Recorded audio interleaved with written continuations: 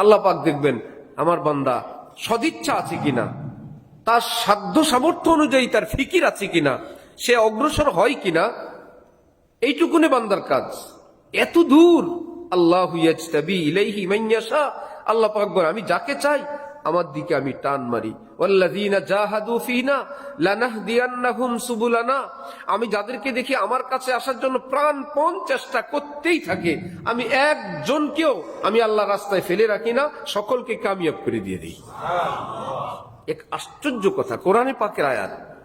হযরত থানবী তো তর্জমা করেন হাম উসকে হাত পকড় কে লে চলেঙ্গে, আমি যাকে দেখি সে জান্নাতে যেতে চায়, আমি আল্লাহ তাকে হাত ধরে জান্নাতে পৌঁছে দিয়ে দেই। এই তর্জমা উনি পাইলেন কোথায়? এত বড় কথা। আলেম ওলামারা বলেন যে হেদায়েত শব্দ এর দুইটা অর্থ, আপনারা শিক্ষিত সবাই বুঝবেন। একটা হলো পথ বাতলানো, আরেকটা হলো গন্তব্যে পৌঁছানো। ঠিক আছে? এখান থেকে একজন বলল সংসদ ভবনে যাব, আপনি বললেন এভাবে ডানে বায়ে ডানে বায়ে, এটার নাম এক হেদায়েত। আরেকজন বললেন সংসদ ভবনে যাব, এবার বললেন চলেন, নিয়ে সংসদের সামনে বললেন এটা সংসদ ভবন। দোনোটার নামই কি? হেদায়েত, পথ বাতলানো। আলহামদুলিল্লাহ আলহামদুলিল্লাহ ওয়া কাফা ওয়া সালামুন আলা ইবাদিহিল্লাযীনা ইসতাফা, আম্মা বা'দ। فأعوذ بالله من الشيطان الرجيم.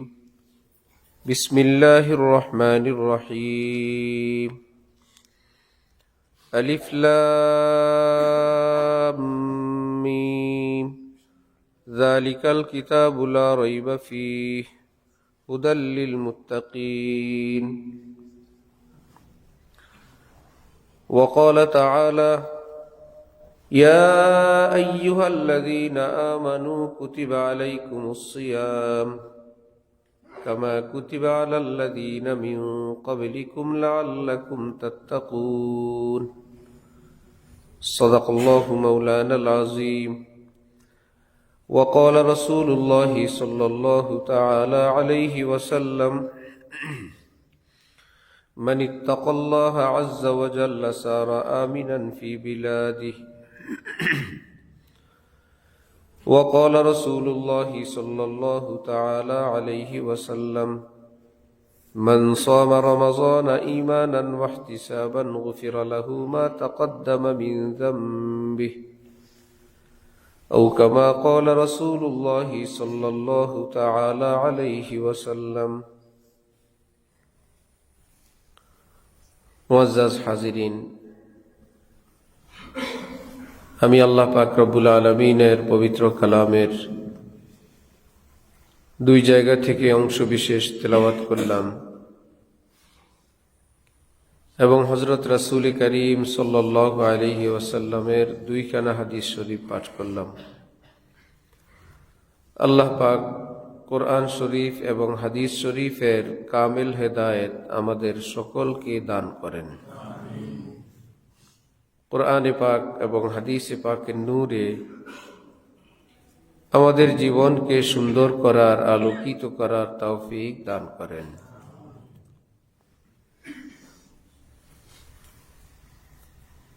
একটি ইউনিভার্সিটি এলাকায় এখানের ছাত্রদের উদ্যোগে একটি দ্বীনি মজলিস অন্যান্য অনেক মজলিসের তুলনায় এর গুরুত্ব অনেক বেশি আমাদের কাছে এবং আল্লাহ পাকের কাছেও।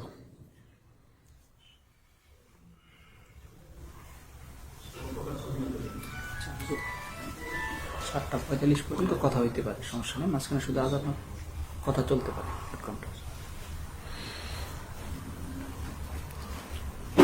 একটি আলেম ফ্যামিলি, যার মধ্যে সবাই আলেম দিনদার, সেখানে একজন দ্বীনি লেবাস পরা, নামাজ পড়া।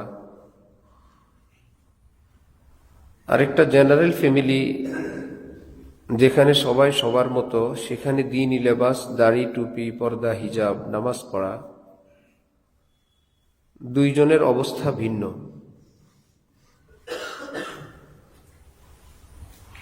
जितनी तुम्हारी कुर्बानी उतनी खुदा की मेहरबानी।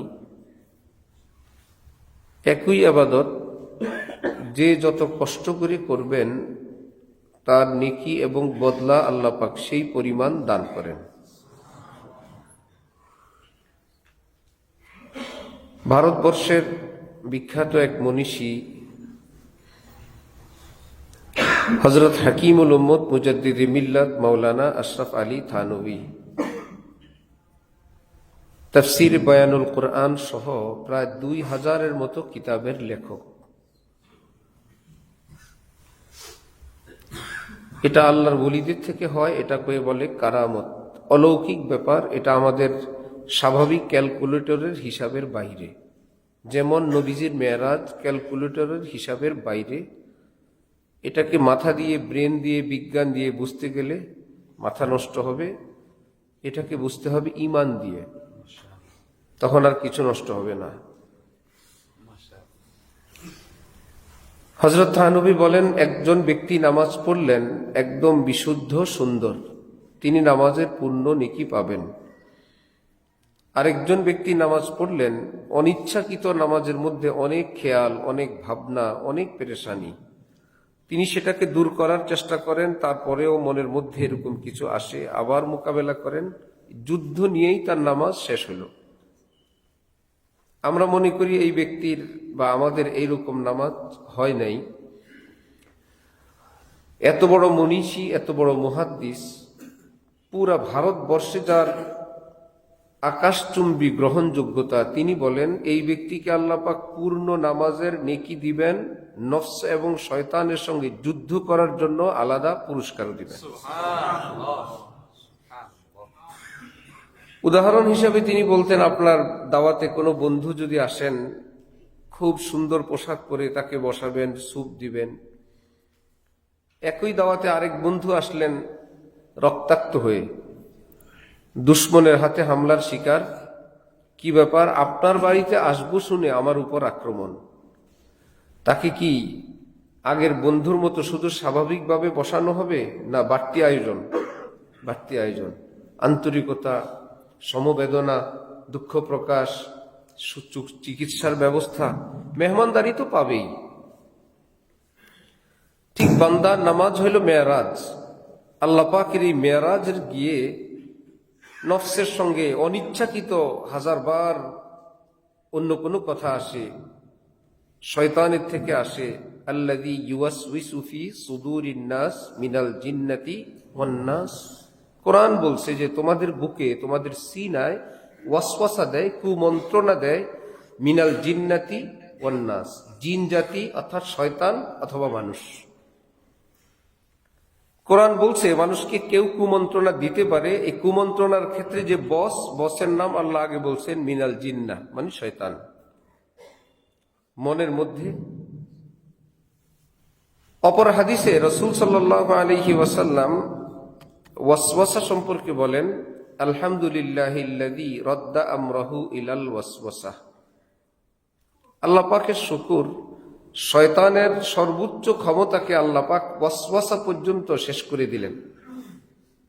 শয়তান মানুষকে সর্বোচ্চ ওয়াসওয়াসা দিতে পারে, কুমন্ত্রণা দিতে পারে, মানুষকে দিয়ে কোনো খারাপ কাজ করাইতে পারে না। এটা আজকের বয়ানের যাদের জন্য নতুন, নোট করে রাখবেন। শয়তান মানুষকে দিয়ে খারাপ কাজ বাস্তবায়ন করানোর ক্ষমতা আল্লাহ পাক শয়তানকে দেন নাই। সে আইডিয়া দিতে পারবে, বারবার বলতে পারবে, কিন্তু আপনাকে দিয়ে করাইতে পারবে না। যদি পারত, আজকের মজলিসে আপনারা কেন, আমি কি থাকতে পারতাম? শয়তানের যদি ক্ষমতা থাকতো কাউকে ভালো কাজ করতে দিবে না, তাহলে আমাদের একজনকেও কি মসজিদে আসতে দিত? কিন্তু আমরা চলে আসছি, শয়তান পারবে না আটকে রাখতে।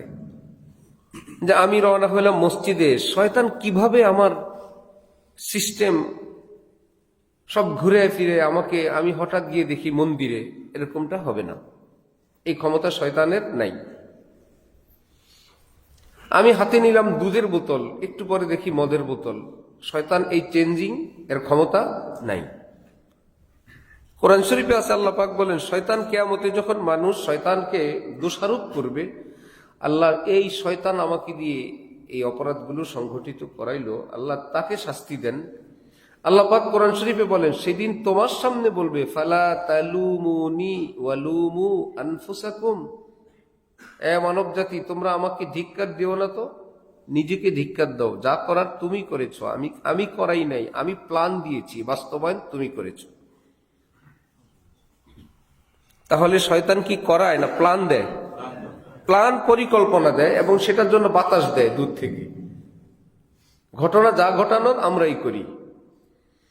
আল্লাহ আমাদেরকে সব ওয়াসওয়াসা থেকে দূরে থাকা তৌফিক দান করেন। আবু দাউদ শরীফের হাদিস, রাসূল সাল্লাল্লাহু আলাইহি ওয়াসাল্লাম নামাজ পড়ছেন, শয়তান নবীজির সামনে একটা আগুন এনে এরকম ডান বাম করে। নবী তিনি যা করেন সেটাই শরীয়ত, আমরা শরীয়ত অনুসরণ করতে হয়। আর নবী যেদিকে যান সেটা শরীয়ত এবং সংবিধান কিয়ামত পর্যন্তের জন্য হয়ে যায়। তিনি বললে শরীয়ত, করলে শরীয়ত, দেখলে সাপোর্ট করলে সেটাও কি শরীয়ত, সেটাও ইসলাম। তিনি শয়তানকে ধরে ফেলছেন। বলেন, আমার মন চাইলো মক্কার দুষ্ট বালকদের হাতে ন্যস্ত করি, শয়তান বুঝবে শয়তান কি জিনিস। শয়তান জিন জাতি, জিনের বৈশিষ্ট্য হলো সে যখন কোনো আকৃতিতে চেঞ্জ করতে পারে, অনেক আকৃতি ধারণ করতে পারে, কিন্তু কোনো আকৃতিতে যদি কোনো পরিস্থিতির সম্মুখীন হয় আর চেঞ্জ করার ক্ষমতা থাকে না। একবার যদি কোনো একটা আকৃতিতে ধরা পড়ে যায় তাহলে আর সে চেঞ্জ করতে পারবে না, যা করার আগেই। ইঁদুর হইতে পারবে, সাপ হইতে পারবে, পিঁপড়া হইতে পারবে, মানুষ হইতে পারবে, কিন্তু আপনি ইঁদুর বলে পিটান আরম্ভ করলেন, সে হাওয়া হয়ে যাবে, জিন আর হবে না। ইঁদুর হয়ে তাকে মৃত্যুবরণ করতে হবে। আর জিন জাতির কেউ এসে কারো প্রতিশোধ নিতে পারবে না যে তুমি আমাদের সদস্য মেরে ফেললা, না তো আমরা ইঁদুর মেরেছি, তোমরা তোমাদের বাচ্চার কাছে যাও, এই জন্য এর কোনো প্রতিশোধ নাই। কোন কবিরাজ যদি বলে আপনারা ঘরের মধ্যে পিঁপড়া মারছিলেন, ওই পিঁপড়ার জিন ছিল, সেই জিন আপনাদেরকে ক্ষতি করে, বুঝবেন এটা দুষ্ট কবিরাজ।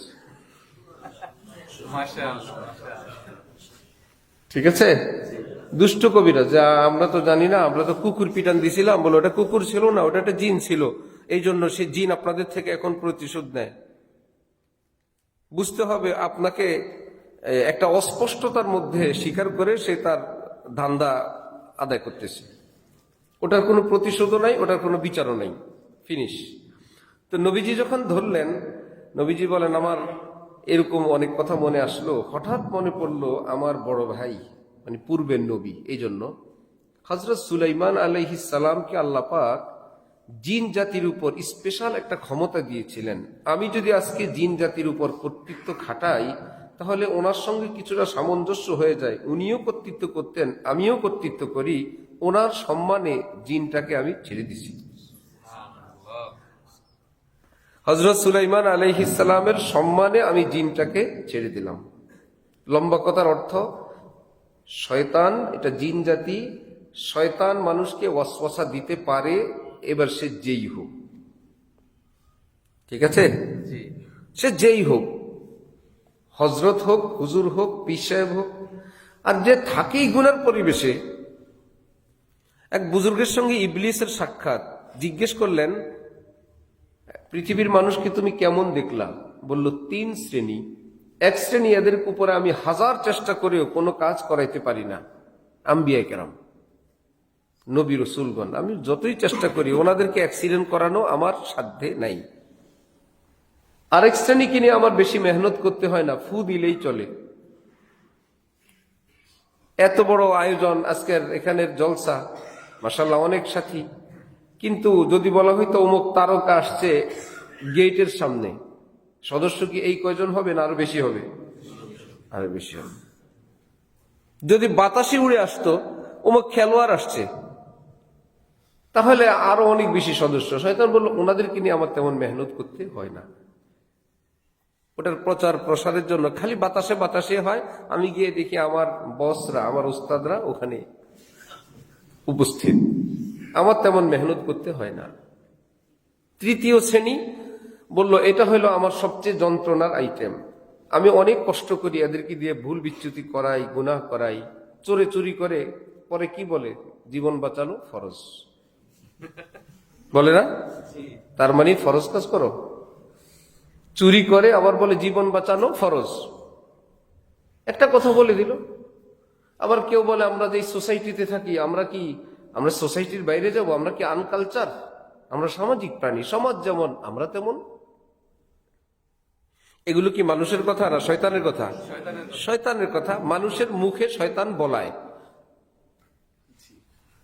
মানে ভিতরে আসে, প্ল্যান প্রোগ্রাম দেয়, মানুষ সেটাকে বলে। এগুলো মানুষের মূলত নিজের কোনো কথা না এবং ইসলামের কথা না। আমাদের ওস্তাদ বাংলাদেশের একজন বিখ্যাত বুজুর্গ আলেম, যার সম্মান গ্রহণযোগ্যতা পুরো পৃথিবীতে বর্তমানে। এটা আমাদের বাংলাদেশেরও গর্ব, আলেম সমাজের গর্ব। পাকিস্তানিরা বাংলা শিখে, কি ব্যাপার যে আমাদের শায়েখ বাংলাদেশের একজন বিখ্যাত আলেম, ওনার ভাষা বাংলা, এই জন্য আমরা বাংলা টিচার রেখে বাংলা ভাষা শিখি। এটা আমাদের গর্বের না, সম্মানের না? আমাদের সম্মানে। সারা জীবন তো শিখলাম তোদের ভাষা, তোরা কবে আমাদেরটা শিখবে?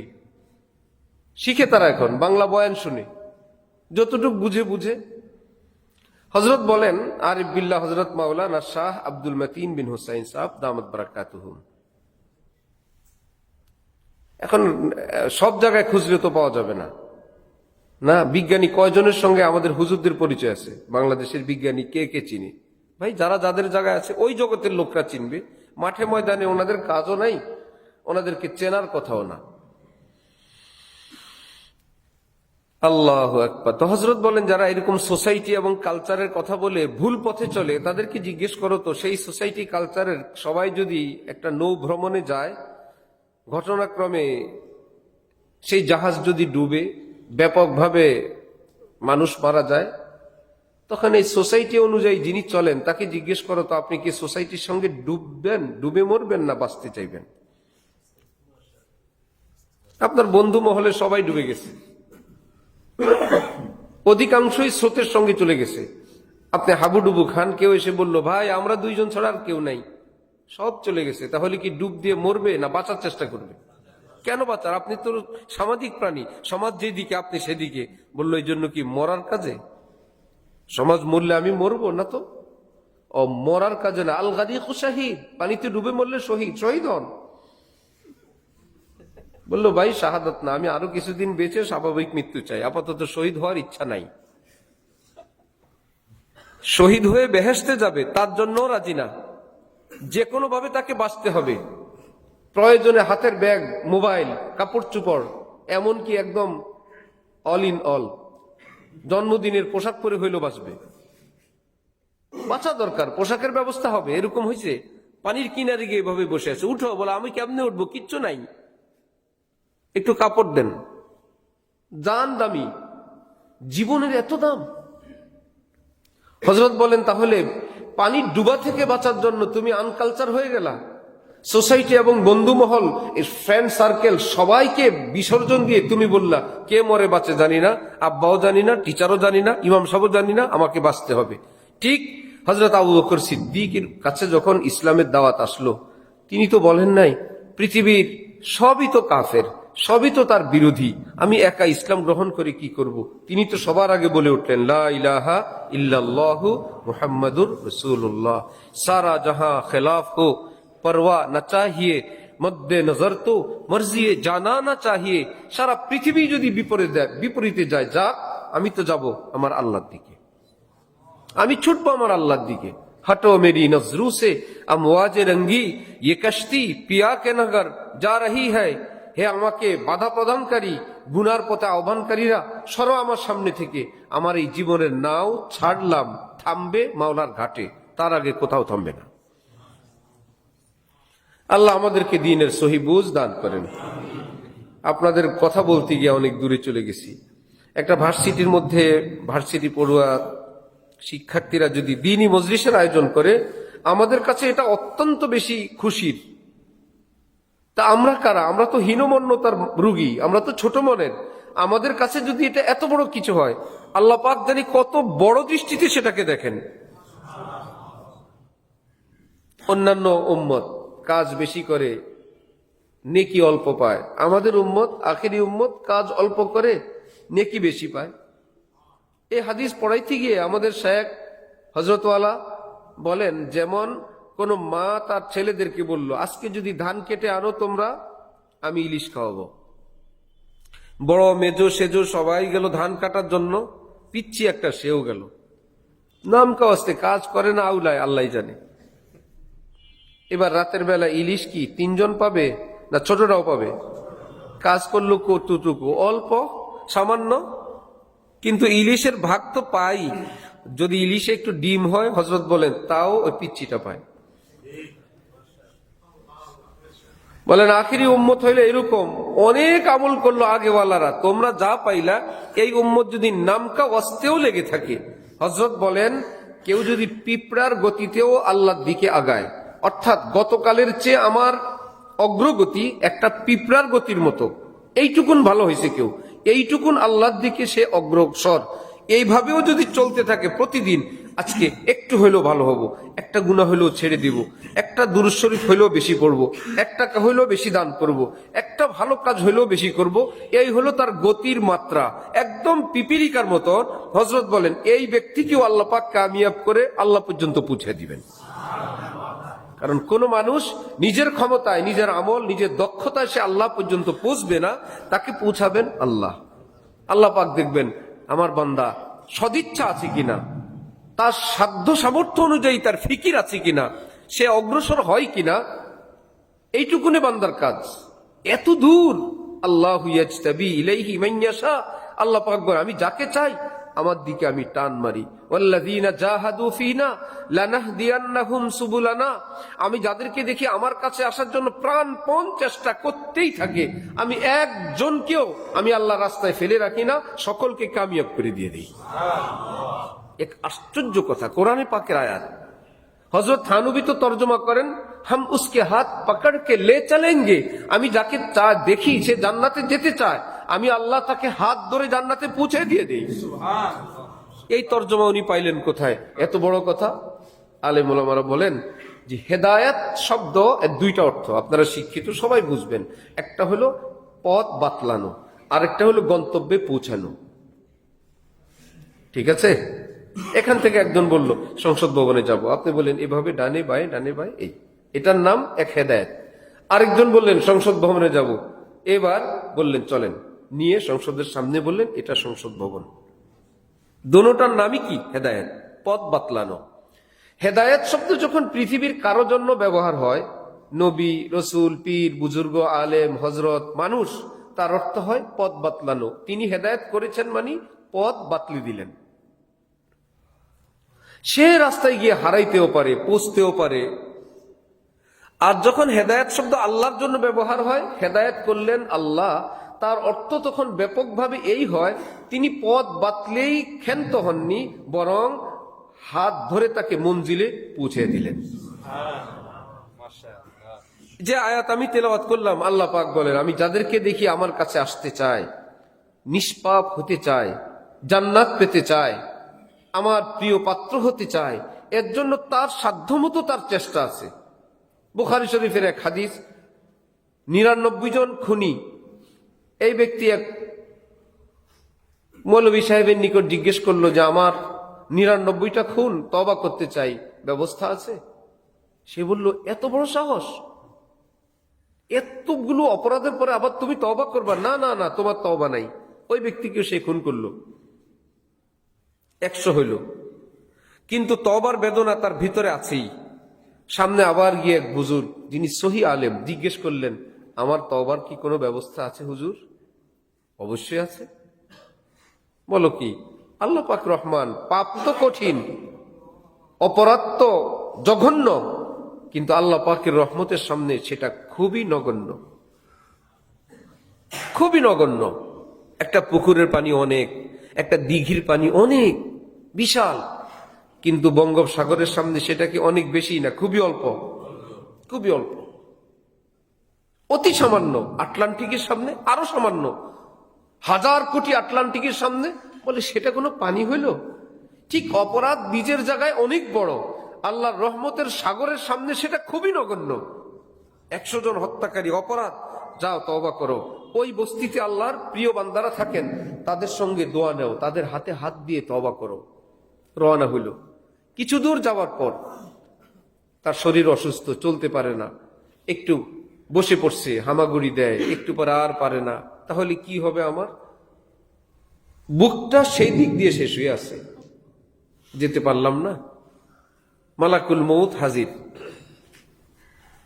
আজরাইল জান কবজ করে, সাথে রাখে না। জান্নাতি হলে জান্নাতের ফেরেশতা, জাহান্নামী হলে জাহান্নামের ফেরেশতারা নিয়ে যায়। এখানে আসছে উভয় গ্রুপ। জান্নাতীদের কথা হইল তওবার জন্য রওনা করলেন, আমরা জান্নাতে নিব। জাহান্নামীদের কথা হইল তওবা তো করেননি, এখনো তো তার আমল নামায় গুনাহ বাকি আছে, আমরা জাহান্নামে নিব। তৃতীয় পক্ষের ফেরেশতা এসে বলল, কিসের ঝামেলা এখানে? এই ঝামেলা এখন কি করা যায়? উভয়ের যুক্তি ঠিক আছে, দেখা হোক। তিনি কোথা থেকে রওনা করলেন, যাবেন কোথায়? যে বেশি পথ অতিক্রম করলে জান্নাতে যাবে, অল্প পথ অতিক্রম করলে জাহান্নামে যাবে, মাপা ঝোপা হবে। এখন বাস্তবতা হলো অল্প একটু অতিক্রম করলো, সব পথই বাকি। তাহলে শর্ত অনুযায়ী তিনি কোথায় যাবেন? জাহান্নামে। বুখারী শরীফে হাফেজ ইবনে হাজার আসকালানী ব্যাখ্যা গ্রন্থে তিনি বলেন, বান্দার এইটুকুন কার্যক্রম, এইটুকুন প্রচেষ্টা এত চরম অপরাধী, এই প্রচেষ্টাকে কাজে লাগানোর জন্য আসমান জমিনের মালিক তিনি ব্যবস্থা করলেন। দূরের জমিনকে বললেন, চুপে চুপে কাছে আসো। পিছনের জমিনকে বললেন, চুপে চুপে পেছনে যাও। মাপ ঝোপ হবে এখন, তার উপর ভিত্তি করে আমার বান্দার হিসাব নিকাশ হবে। আমি রহমান, আমি রহিম, আমি শাকুর, আমি অল্প মেহনতকে অনেক মূল্যায়ন করি। ফেরেশতারা চুপচাপ দাঁড়ায় আছে, হিসাব নিকাশ করে দেখে বেশি পথ অতিক্রম, অল্প একটু বাকি। জান্নাতের ফেরেশতারা নিয়ে চলে গেছে। বুখারী শরীফের হাদিস। কি বললেন তিনি, কি বুঝাইতে চান?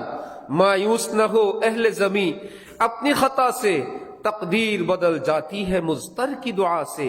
হাজার ভুল বিচ্যুতি থাকুক, নৈরাশ্যতা হারাম। ভুল এত বড় ভুল না, নিরাশ হওয়া যত বড় ভুল। গুনাহ এত বড় গুনাহ না, নিরাশ হওয়া যত বড় গুনাহ। আল্লাহু আকবার। হাকিমুল উম্মত মাওলানা আশরাফ আলী থানভী বলেন, অনেক মুসলমান তওবা করে না, তওবা ভেঙে যাওয়ার ভয়ে। তওবা করে লাভ কি? তওবা তো ভাঙবেই। হযরত বলেন, তবে কি উযু থেকেও বিরত থাকবো উযু ভাঙার ভয়ে? উযু কি ভাঙে না? উযু করলে উযু হয় না? সে উযু কি আর ভাঙে না? হযরত বলে, তওবার অপর নাম উযু। উযু করলে যেমন উযু হয়ে যায়, উযুর বিপরীত কিছু ঘটলে যেমন উযু ভেঙে যায়, তওবার নিয়ম মতো করলে তওবা কবুল হয়ে অতীতের গুনাহ মাফ হয়ে যায়। আবার যদি গুনাহ হয় তাহলে তওবা ভেঙে যায়, আবার তওবা করলে সেটাও মাফ হয়ে যায়। হাদিস শরীফে নবীজি বলেন, মা আসাররা মান ইস্তাগফার ওয়া ইন আদা ফিল ইয়াউমি ৭০ মাররা। আমার কোন উম্মত একদিনে যদি সকাল থেকে সন্ধ্যা রাত পর্যন্ত ৭০ বার, অন্য বর্ণনায় ১০০ বার একই পাপ করে, তওবা করে করে তওবা করে করে তওবা করে, ১০০ নম্বরে গিয়ে এই পৃথিবী দেখবে বা সে দেখবে ১০০ নম্বর। নবী বলেন, আমি বলবো ১ নম্বর। কেন? বলেন, নাম্বার হয় আগের গুলো থাকলে, তওবার কারণে তো সেগুলো নাই, অস্তিত্বই নাই। এটা এক, এটা তওবা করলে এটাও মাপ, এটাও মাপ। এক থাকলে না ২ হবে, একই তো নাই। আগেরটা 0, এখন দ্বিতীয়টা রাখলো, এটা আবার ১। এখন ১ নম্বর রাখলাম, এটা করার পর তওবা হয়ে গেছে, এটাও শেষ। তৃতীয়টা রাখলাম, এটা হবে ৩, ১ও নাই ২ও নাই, এটা আবার ১। নবীজি বলেন, ৭০ নম্বরে ১০০ নম্বরের গুনাহটা মা সাররা, সে বারবার করে নাই, মাত্র একবার করলো। এইবারও যখন তওবা করে, আল্লাহ পাক তাকেও মাফ করে দিবেন। আল্লাহ আপনাদের এই উদ্যোগকে কবুল ফরমান। দিন দিন এটাকে আরো বেশি অগ্রগামী, আরো বেশি তারাক্কি হাসিল করার তৌফিক দান করেন। সামনে রমজান শরীফ, আমি যে 2 আয়াত শরীফ পড়লাম, কোরআন শরীফে আল্লাহ পাক বলেন, আমি 30 পারা কোরআন দিলাম হুদাল্লিল মুত্তাকিন। যালিকাল কিতাব, এই কিতাব, লা রাইবা ফি, সন্দেহের কোনো অবকাশ নেই, হুদাল্লিল মুত্তাকিন, আমি তোমাদের সকলকে মুত্তাকি বানানোর জন্য 30 পারা দিলাম। তাহলে কোরআনের সার কথা আমাদেরকে কি বানানো? আমির সাহেব, পীর সাহেব, হুজুর সাহেব, হাজি সাহেব, দাতা সাহেব না মুত্তাকি সাহেব? এটা মনে রাখবেন এক কথা। আমরা বলি নাই, আল্লাহ বলছেন যালিকাল কিতাব লা রাইবা ফি হুদাল লিল মুত্তাকিন। এই 30 পারার যত কথা, যত গল্প, যত ঘটনা, যত ওয়াকিয়া, যত কিচ্ছা, যত বনি ইসরাইল, আমার টার্গেট মুত্তাকি বানানো। আমার ভাষা ভিন্ন হবে, টার্গেট মুত্তাকি বানানো। মা বাচ্চাকে খাবার খাওয়ায়, শিশু বিশেষজ্ঞদের কাছে গেলে দেখবেন যেই বাচ্চার যেই রোগ, একটা রোগ আছে প্লাস, স্যার কিছু খেতে চায় না, এ একটা প্লাস আছেই। পরেরটার বসেন এই সমস্যা সেই সমস্যা, আর কি স্যার রুচি নেই। পরেরটা বসেন যত সমস্যা আছে, স্যার কিছু খেতে চায় না, 80-90 ভাগ পাবেন। এবার এই বাচ্চাকে মা কিভাবে খাওয়ায়? একটা গল্প বলে, আরেকদিন আরেকটা গল্প বলে, গল্প বলে আর খাবার খাওয়ায়। একবার ইঁদুর বলে, একবার বিড়াল বলে, একবার বাঘ বলে, একবার মেয় বলে, একবার কার্টুন বলে। এখন নতুন সিস্টেম, সামনে মোবাইল দিয়ে খাবার খাওয়ায়। মায়েদের আর কোনো কষ্ট করতে হয় না। ডাক্তারদের নির্দেশনা, এটা স্বাস্থ্যের জন্য ক্ষতিকর। মনোযোগী হয়ে খাবার খেলে বাচ্চার জন্য বেশি উপকারী। আর এই খাবারের এই সহজ বাহানায় বাচ্চা মোবাইলে অভ্যস্ত হয়, এটা তার ভবিষ্যতের জন্য আরো বেশি ক্ষতিকর। মোবাইলের আগের গল্প, মা বলল খাবার খেতে চায় না, আচ্ছা তুমি খাবার খেও না, ছোট্ট ছোট্ট লোকমা ভাগ করলো, এটা দাদু আপুর, এটা নানু আপুর, খালামণি, এটা ফুফি, এটা ভাইয়া। এই আগে কোনটা খাবা? একটা গল্প জুড়ে দিল, যা মন চাইলো দাদা ভাইয়েরটা খাও। সে তো আর খাবার খায় না, এটা খেলা চলছে। এটা দুয়াপুরটা, ভাইয়ারটা, আর পিঠটা শেষ, একটু পরে প্লেট খালি। এখানে কি ভাগ বাটোয়ারা উদ্দেশ্য না খাওয়ানো উদ্দেশ্য? খাওয়ানো। এইবার বাচ্চা অন্যদিন, একদিন, 2 দিন, 3 দিন পর ভাগ করার পর সে বলে আমি খাবার খাবো না। বুঝে ফেলছে এই বাহানা মানে আমাকে খাবার খাওয়ানো। বড় মুশকিল। এখন আবার নতুন সিস্টেম করতে হবে। এবার একটা গল্প জড়ো, একটা বাঘ আসছিল বিশাল বড়, এগুলো বাচ্চারা খুব পছন্দ করে, ওই গল্পে প্লেট খালি। 2 দিন 3 দিন পর বাঘের গল্প আর চলে না। এখন তো তোমার নানা ভাইয়ের বাড়িতে যে বিড়ালটা আছে কেমন, সাদা কালার না কালো কালার? বলো তো। সাদা। ওটা কি ঘেউ ঘেউ করে? না, ওটা মেও মেও করে। এইবার গল্প শুরু, ঘেউ ঘেউ মেও মেও, যা ইচ্ছা তাই হোক, দুনিয়ার যত আজগুবি কথাও শেষ, প্লেটও শেষ। রব্বুল আলামিন বলেন যালিকাল কিতাব লা রাইবা ফি হুদাল লিল মুত্তাকিন। আমার টার্গেট তোমাদেরকে কেবলমাত্র হেদায়েত। এই হুদান শব্দের অর্থ কেবলমাত্র হেদায়েত। এই কিতাবে হেদায়েত ব্যতীত এক সূরা, এক আয়াত, একটা শব্দ নাই, সব হেদায়েত। সামনে গিয়ে দেখি ইউসুফ জুলাইখার প্রেমের কিচ্ছা আছে না? তাও কঠিন। নাহনু নাকুসসু আলাইকা আহসানাল কাসাস, শ্রেষ্ঠতম একটা গল্প আপনাকে শোনাবো। আল্লাহ আপনি বললেন হেদায়েতই হেদায়েত, তাও কি সব প্রেমের গল্প। আল্লাহ বলেন দেখো তো, এই প্রেমের গল্প পড়লে ভিতরে কি হারাম প্রেম বৃদ্ধি পায় না ঈমান বৃদ্ধি পায়? আশ্চর্য। শুনলাম ইউসুফ জুলাইখার প্রেমের কিচ্ছা, ঈমানের বাজার গরম হয়ে গেল। আল্লাহ পাক বলেন ও তো উপরে উপরে গল্প ছিল, ভিতরে ভিতরে হেদায়েতের লোকমা আমি খাওয়াই দিয়ে দিছি। আমি এমনই করি, কখনো বনি ইসরাইল শোনাবো, কখনো আসহাবে কাহাফ শোনাবো, কখনো লোকমানের গল্প শোনাবো, কখনো এই নবী, কখনো সেই নবী। একটা উদ্দেশ্য না, কারণ ডাইরেক্ট এটা করো, এটা করো, এটা করো না, এটা তোমাদের উপর ভার হবে। গল্পে গল্পে পড়া চলবে, টের পাবে না। হুদাল লিল মুত্তাকিন। তাহলে 30 পারা কোরআন আমাদেরকে গল্প শোনাবে না হেদায়েত করবে? আল্লাহ। বিদ্যুৎ মানে কি ঠান্ডা জিনিস না গরম জিনিস? বিদ্যুৎ কি ঠান্ডা না গরম? ফ্রিজের বিদ্যুৎকে আলাদা কিনি আমরা, যে স্যার একটু ঠান্ডা বিদ্যুৎ দিয়ে আমাদের ফ্রিজে লাগানোর জন্য। একই জ্বালানি, একই বিদ্যুৎ, লাইটে জ্বলে, হিটারে আগুন, ফ্যানে দিলে ঘুরায়, ডিপে দিলে একদম বরফ, নরমালি দিলে ঠান্ডা। একই বিদ্যুৎ। একই বিদ্যুতের যেমন এত রূপ। আল্লাহ বলেন আল্লাহু নূরুস সামাওয়াতি ওয়াল আরদ। এই পৃথিবীর যত রং রূপ দেখো, এটা আমার নূরের এক একটা বহিঃপ্রকাশ। আমার কোরআনে যত রকমের কথা দেখো, সব হেদায়েতের এক একটা রং, এগুলো সব হেদায়েতের বাণী। বুজুর্গানি দিন বলেন রাতের আধার কালো, এটা আল্লাহ পাকের এক নূর। কালো চাদর দিয়ে আল্লাহ পাক আমাদেরকে ঘুম পাড়ান। এখন আলো দিলে তোমাদের আরামদায়ক ঘুম হবে না, কালো চাদর মুড়ো দিয়ে আমি তোমাদেরকে ঘুম পাড়ায় দিলাম। এটা আরেকটা নূর, নূরেরই একটা প্রকার, একটা ধরন। তো হেদায়েতের ধরন, তাকওয়ার ধরন আল্লাহ পাক কোরআন শরীফে ভিন্ন ভিন্ন দিলেন। এই কথা এখানেই শেষ। তাহলে কোরআন শরীফের উদ্দেশ্য আমাদেরকে আমির সাহেব, পীর সাহেব, মুরিদ সাহেব, হুজুর সাহেব, ইমাম সাহেব, খতিব সাহেব, হজরত সাহেব বানানো না মুত্তাকি বানানো। এর থেকে কারো ছুটি নেই। সংক্ষেপে বলে দেই, মুত্তাকি অর্থ যে ব্যক্তি গুনাহ করে না, এই ব্যক্তির নাম মুত্তাকি। যদি গুনাহ করে ফেলে, গুনায় থাকে না, তওবা করে লাইনে চলে আসে, এই ব্যক্তির নাম মুত্তাকি। একবার বিমানে আমি চললাম, তো আমাদের এক বন্ধু, সে আমাকে ককপিটে নিয়ে গেল, একদম চালক যেখানে, চলন্ত বিমানে। তো তারা যেহেতু তাদের লোক নিয়ে গেল, এই সেই বলে, আমি দেখলাম কিচ্ছুই নাই। বললাম, পাইলট সাহেব কি দেখে চালান? বিমানে কিছু দেখে চালাবেন তো, সামনে তো রাস্তাঘাট কিছু দেখি না।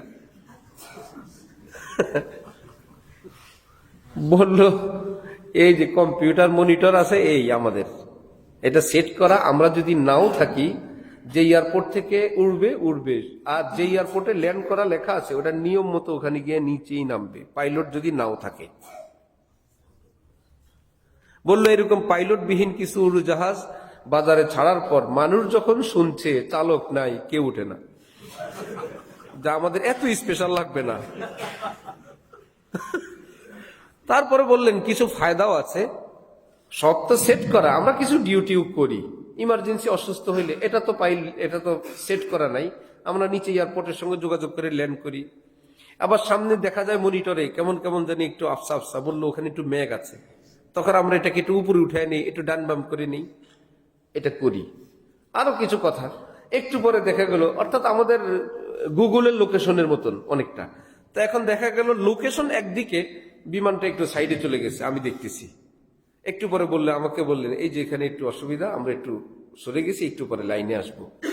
আমি ওখানে দাঁড়ায় বললাম, ঠিক জান্নাতের পথটাও এরকম রেডি করা আছে, কেউ যদি একটু ডানে বায়ে যায়, এই ফিরে আসাটা, রাস্তায় ফিরে আসাটাকে আরবি এবং ইসলামের ভাষায় তওবা বলে। রাস্তায় ফিরে আসাটাকে কি বলে? তওবা। তওবা শব্দের অর্থেই ফিরে আসা। ছিল জান্নাতের একদম লোকেশন অনুযায়ী, জানে নামাজি ছিলাম জান্নাতের পথে, কয়েকদিন নামাজ ছেড়ে দিছি, সে কি জানে না এখন জান্নাতের পথে নাই? জানে কি না? জানে। আমি একদম ভালো ছিলাম, কয়েকদিন যাবৎ কোন একটা ভুলের সঙ্গে আমি জড়িয়ে পড়ছি, সে জানে আমি এখন আর জান্নাতের পথে নাই। রব্বুল আলামিন বলে, তওবা করো, তওবা করো, তুমি লাইনে চলে আসো। এমন না তুমি হারায় গেলে তো গেলাই, আমি আল্লাহ ওয়াদা করলাম তুমি তওবা করতে করতে করতে করতে ক্লান্ত হবা, আমি কবুল করতে ক্লান্ত হব না। যতবার তওবা করবো আমি ততবার ফিরে নিয়ে আসবো। আমরা গাছের বীজ বপন করি, আর কোনো খবর নাই। ওই বীজটাকে উৎপাদনের জন্য মাটি রেডি করে রাখছেন আল্লাহ, আবহাওয়া তৈরি করে রাখছেন আল্লাহ, শীতের দিনে বৃষ্টি নাই, কুয়াশা দিয়ে ব্যবস্থা করে রাখছেন আল্লাহ, বৃষ্টির দিনে বৃষ্টি, ওই রকমের আবহাওয়া আল্লাহ। আমরা কিন্তু অল্প একটু বীজ লাগাই, বাকিটা আল্লাহ করেন। এখন যদি বলি যেহেতু সবই আল্লাহ করেন, আল্লাহ কষ্ট করে বীজটাও আপনি লাগাই দেন, এটা আর হবে না। কারণ কি বীজ লাগাবা এটা তোমার, বাকি কাজ আমি করব, তুমি বীজ লাগাও, একটু পানি দাও, একটু বেড়া দাও, আমি ভিতর থেকে চারা গজাবো, আমি বড় করব, ফল আমি দিব, মিঠা আমি দিব, রং আমি দিব, সিকিউরিটি আমি দিব, সব আমি দিব। বান্দা তোমার কিছু কিন্তু করা লাগবে, তুমি কি গাছ চাও, কি ফলন চাও, সেটা করো, সেটাকে পাহারা দাও। ঠিক ইসলামের কাজও বান্দা কিছু কাজ করবে, তুমি কি করবে তুমি সিদ্ধান্ত নাও। আরে ইবতিদা করনা है मुश्किल, इंतहा मुश्किल नहीं, काम को खुद काम पहुंचा देता है अंजाम तक। কাজ যখন বান্দা শুরু করে, আহা বুনছিলাম কয়েকটা গাছ, কবে বড় হইলো, চোখের সামনে ফলন আসলো, আহা ওই আমার আপনার অল্প একটু হাত নাড়াচাড়াকে আল্লাহ পাক এত বড় সফলতা দান করেন। ঠিক আমলের লাইনে যদি আমি আপনি অল্প একটু হাত পা নাড়াচাড়া করি, না বসে থাকবো না, একটু তওবা করি, একটু জিকির করি, একটু দুরূদ শরীফ পড়ি, একটু পরোপকার করি, মানব কল্যাণে একটু কাজ করি, একটু নড়াচড়া, না আমার ভুল পথে চলে আসছি, একটু আস্তাগফিরুল্লাহ পড়ি, অনেক দিন হলো আমি কেমন কেমন, চলো 2 রাকাত পড়ি।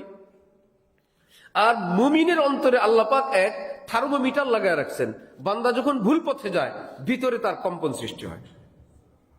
আল্লাহ কত বড় রহমত। কখনো সে শান্তি পাবে না। সে টের পাবে আমি ভুল পথে আছি, আমি ভুল পথে আছি। যেমন থার্মোমিটার তো না, এটা কি বলে, ছোট কম্পাস। কম্পাস দিয়ে আমরা কাবা বা দিক নির্ণয় কেমনি করি? কম্পাস তো চতুর্দিকেই ঘোরানো যায়। আমরা বলি যদি কাপাকাপি করে বুঝতে হবে সে তার অরিজিনাল দিকের দিকে ফিরে নাই।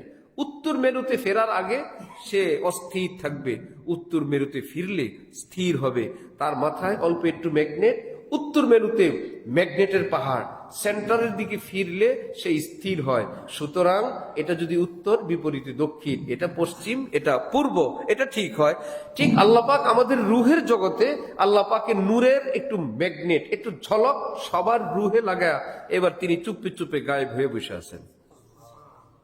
যাও এবার যেদিক ফিরাবা ভালো লাগবে না, কাঁপতে থাকবে। যেদিক ফিরাবা ভালো লাগবে না। হযরত ওয়ালা করাচি বলেন, ঘুড়ি উঠতে থাকে, একটা ঘুড়ি দেখলে বোঝা যায় মালিকের হাতে আছে, আরেকটা ঘুড়ি দেখলে বোঝা যায় কাটা গেছে, ছিঁড়ে গেছে। এইবার কি একে সুখে থাকতে দেয়? চতুর্দিক থেকে লাঠি সোটার আক্রমণ, হামলা। পাশেরটাকে ধরো না, ওটা ছেঁড়া যায় না, ওটা মালিকের হাতে আছে। যে মানুষের জীবন ছিঁড়ে যায়, আল্লাহর সঙ্গে সম্পর্ক নষ্ট হয়, বিচ্ছিন্ন হয়, এই ব্যক্তির চাল চলন, ভাষা, উচ্চারণ, আয় ব্যয়, সকাল সন্ধ্যা দেখলে সেও বুঝে, অন্যরাও বুঝে মালিকের সঙ্গে সুতা কেটে গেছে। रब्बुल आलमीन बोले जोड़ा दीवाना जो न चित कर सके नफ्स के पहलुओं को तो यूं हाथ पाव भी ना ढाले, अरे उससे कुश्ती तो है उम्र भर की, कभी वो दबा ले कभी तू दबा ले, ये रिश्ता मोहब्बत का कायम ही रखे, जो 100 बार टूटे तो 100 बार जुड़े। আল্লাহ বলেন নো টেনশন, আমার সঙ্গে সম্পর্ক নষ্ট হয়ে গেল, ছিঁড়ে গেল, তুমি তওবা করো, আমি আল্লাহ জোড়া দিয়ে তোমার ইমানের জিন্দেগি আবার জ্বালায় দিয়ে দিব। আজান দিতে হবে এখন, আর কয়েক মিনিট দেরি করেন, একত্রে শেষ করে দিই আমরা সবটা, যা হবার হবে আজকে। ঠিক আছে, ইমাম মুয়াজ্জিনের চাকরি গেলে যাবে, এই তো, আর তো কিছু না, আমরা তো চলে যাবো। আল্লাহু আকবার। তাহলে তওবা কি একবার না যতবার ভাঙবে? আল্লাহ কবুল করার কোনো লিমিট আছে? তাওয়াব, আল্লাহ পাক বলছেন যারা বহু বহু তওবা করে আমি কবুল করার জন্য কোরআনে ওয়াদা দিলাম। কোনো লিমিট নাই, কোনো সংখ্যা নাই, কোনো লাজ নাই, কোনো সংকোচ নাই। যদি একটু কেমন কেমন লাগে যে আর কত আসে না মনে, মুখে বলবেন আস্তাগফিরুল্লাহ। এটা যদি রানিং হয়, যদি উচ্চারণ হয়, অথবা আল্লাহ মাফ করেন, যদি মুখে এটা আসে, তাহলে আপনার জন্য, আমাদের জন্য একটা সুসংবাদ, তওবার দরজা বন্ধ হয় নাই। যদি দেখেন মুখে তো আসে না, হাজার চেষ্টা করলেও, তাহলে ভয়ের ব্যাপার। আমি চেষ্টা করি, মুখে আস্তাগফিরুল্লাহ আসে না, আল্লাহ ক্ষমা করে দেন, এই কথা আসে না, বুঝতে হবে তাহলে ব্যাপার অন্যরকম হয়ে গেছে। আর যদি মনে হয় এখনো আস্তাগফিরুল্লাহ আমার মুখে উচ্চারণ হয়, বুঝতে হবে তওবার দরজা খোলা আছে। কারণ আস্তাগফিরুল্লাহ বলতে দেন ওই ব্যক্তিকে, আল্লাহ মাফ করে দেন এই শব্দ বলতে দেন ওই ব্যক্তিকে যাকে আল্লাহ ক্ষমা করবেন। শর্টকাট, রমজান শরীফ সম্পর্কে আল্লাহ পাক বলেন আমি রোজা দিলাম মুত্তাকি বানানোর জন্য। আচ্ছা, রমজান কি কিছু কাজ করলে রোজা হয়, না বিরত থাকলে রোজা হয়? রমজান অর্থ অনেক কাজ, তেলাওয়াত, জিকির, আজকার, তারাবি ইত্যাদি পড়লে রোজা না। এই টাইমে খাওয়া, পানাহার, স্ত্রী ইত্যাদি ইত্যাদি থেকে বিরত থাকার নাম রোজা। আল্লাহ পাক বলেন ইসলামের একটা মেইন আমল হলো বিরত থাকা, অর্থাৎ পাপের জগৎ থেকে বিরত থাকা। আমি রোজা দিলাম মুত্তাকি বানানোর জন্য। মুত্তাকি মানে নামাজ, রোজা, ইবাদত, বন্দেগী না, পাপ থেকে বিরত থাকো কিনা এটা টার্গেট হবে রমজানে। কারণ হালাল জিনিসও হারাম। রোজার দিনে, রোজা অবস্থায় ভাত খাওয়া কি জায়েজ না না জায়েজ? আশ্চর্য, হালাল ও হারাম। আল্লাহ পাক বলেন যে অভ্যস্ত মানুষ, সকালে নাস্তা, দুপুরে খাবার, বিকালে চা, রাতে খাবার, সব এলোমেলো করে দিলাম। আমার ডিরেকশন চলবে, আমার সংবিধান চলবে, তোমার অভ্যাস চলবে না, তোমার গোলামি চলবে না, শুধু আমারটা চলবে। এইবার বান্দা একটা ট্রেনিং দে যে না, আমার আল্লাহ যখন বলে আমি তখন খাই, না করলে আমি খাই না। এই যে একটা ট্রেনিং, এটা 11 মাস চলবে। যে আমার আল্লাহ বললে আমি করি, নিষেধ করলে আমি আর করি না। আমি তো একজন মুসলিম। আল্লাহ পাক বলেন এই রমজানে তোমাকে এই ট্রেনিং দিব, এই ট্রেনিং, এই চার্জ চলবে 11 মাস, আবার আসবে রমজান, আবার চার্জ দিব। এক হাদিস আছে রমজান শরীফ আসবে সামনে, এই উপলক্ষে 11 মাস যাবত আল্লাহ জান্নাতকে সাজুগুজু করাইতে থাকেন। সাজসজ্জা চলতে থাকে, রমজান আসতেছে, রমজানের চাঁদ উঠার সাথে সাথে আল্লাহর আরশ বহনকারী ফেরেশতাদের সমস্ত ওজিফা, জিকির, দোয়া, দুরূদ অফ করে দেন। আল্লাহর আরশ বহনকারী ফেরেশতাদের সমস্ত আমল বন্ধ। ফেরেশতারা বলে, কি করবো আল্লাহ? আমার রোজাদার বান্দা বান্দিরা দোয়া করবে, তোমরা শুধু আমিন আমিন বলবা, তোমাদের এই ডিউটি। এত বড় 2 মাস আগের থেকে নবীজি দরখাস্ত করতেন, আল্লাহুম্মা বারিক লানা ফি রজবা ওয়া শাবান ওয়া বাল্লিগনা রমজান। আল্লাহ আমাকে রমজান পর্যন্ত একটু হায়াতটা দিয়েন, আল্লাহ রমজানের আগে মৃত্যু দিয়েন না, আল্লাহ কোন রকম টেনে টুনে একটু রমজান পর্যন্ত দিয়েন।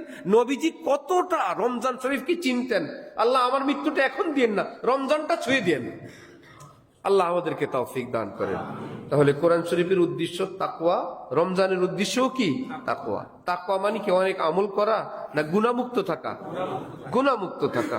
এর জন্য দরকার হক্কানি কোন আলেম, আল্লাহওয়ালা, যার সান্নিধ্যে গেলে যেমন ফুলের কাছে গেলে ঘ্রাণ অটোমেটিক আসে, কিছু বলতে হয় না। এইরকম কিছু আল্লাহওয়ালা এই পৃথিবীতে থাকেন, থাকবেন, যাদের কাছে গেলে ইমান চার্জ হয়, বয়ানও লাগে না, ইমান চার্জ হয়, আর মনে হয় আর গুনাহ করব না। কারণ মোবাইল যতই চার্জ দিবেন ধীরে ধীরে লালবাতি জ্বলে উঠবে। ঠিক বয়ান শুনলে একটু ইমান চার্জ হয়, ছেড়ে দিবেন দুর্বল হবে। আবার আমাদের নিয়ম যেরকম চার্জ দেয় আর চলি, এটাই নিয়ম। আলেম, আল্লাহওয়ালা, বুজুর্গানি দ্বীনের সঙ্গে সম্পর্ক রাখলে চার্জ হইতে থাকবে, আমরা জান্নাতের দিক আগাতে থাকবো। ভুল হইলে তওবা করতে থাকবো। আল্লাহ আমাদেরকে তৌফিক দান করেন। ওয়া আখিরু দাওয়ানা আনিল হামদুলিল্লাহি রাব্বিল আলামিন।